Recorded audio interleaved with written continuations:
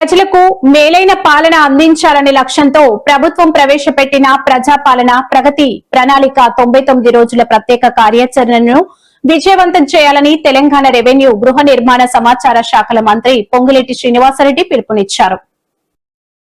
ఈ సందర్భంగా మంత్రి పొంగులేటి మాట్లాడుతూ క్షేత్రస్థాయిలో ప్రజలు ఎదుర్కొంటున్న సమస్యలను గుర్తించి వాటి పరిష్కారానికి అధికారులు చిత్తశుద్దితో పనిచేయాలని దిశానిర్దేశం చేశారు. ఉమ్మడి జిల్లాలో ఏళ్ల తరబడి అపరిష్కృతంగా ఉన్న అటవీ, రెవెన్యూ భూముల వివాదాలను పరిష్కరించేందుకు ఈ 99 రోజుల ప్రణాళికను వేదికగా చేసుకోవాలని మంత్రి సూచించారు. కొత్తగూడెం, సత్తుపల్లి, ఇల్లెందు, వైరా వంటి నియోజకవర్గాల్లోని పలు గ్రామాల్లో ఈ సమస్య తీవ్రంగా ఉందని, దీనివల్ల రైతులు ఇబ్బందులు పడుతున్నారని గుర్తు చేసుకున్నారు. కలెక్టర్లు, డిఎఫ్ఓలు, రెవెన్యూ యంత్రాంగం ఉమ్మడిగా క్షేత్రస్థాయిలో సర్వే నిర్వహించి సరిహద్దులను ఖరారు చేయాలన్నారు.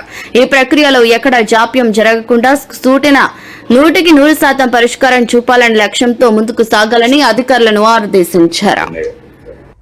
ప్రతి హాస్టల్కి రెస్పాన్సిబుల్ ఒక ఎంఆర్ఓ స్థాయి క్యాడర్ తగ్గకుండా, అది ఇంజనీరింగ్ స్టాఫ్ లో గానీ, రెవెన్యూలో గానీ, పోలీస్ లో గానీ, ఆల్ సెక్టార్స్ నుండి రెగ్యులర్ గా వీక్లీ వన్స్ అక్కడ పోయి లంచ్ చేయాలి అనేది సిస్టమ్ చెప్పారు.